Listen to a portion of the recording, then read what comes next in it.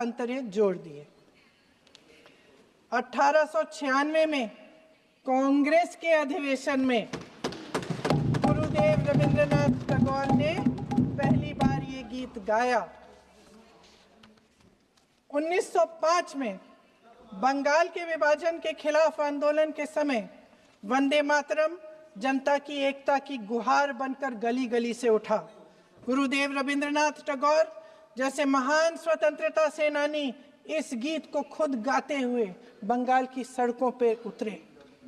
विद्यार्थियों से लेकर किसानों तक, व्यापारियों से लेकर वकीलों तक हर कोई ये गीत गाने लगा। इस गीत की शक्ति को समझिए।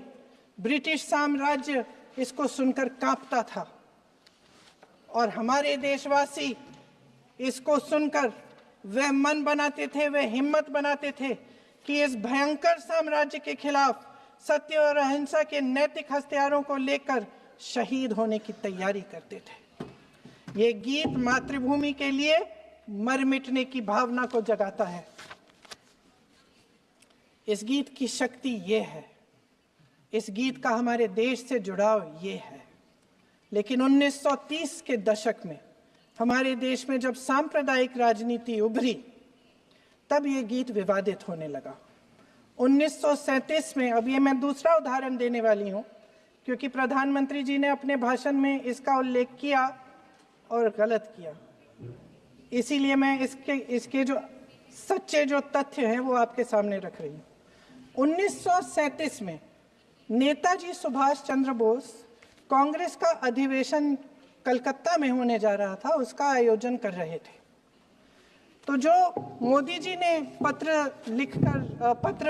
सुनाया सदन में 20 अक्टूबर का और कहा कि जवाहरलाल नेहरू जी ने नेताजी को ये चिट्ठी लिखी और ये कहा कि इस पर चर्चा होनी चाहिए, उससे पहले 3 दिन पहले नेताजी सुभाष चंद्र बोस ने पंडित जवाहरलाल नेहरू को एक चिट्ठी लिखी थी जिसका जिक्र आपके प्रधानमंत्री ने नहीं किया। और इस चिट्ठी में सुन लीजिएगा,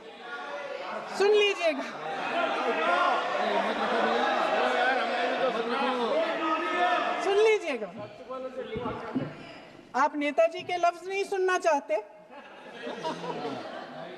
बंगाल का चुनाव आ रहा है।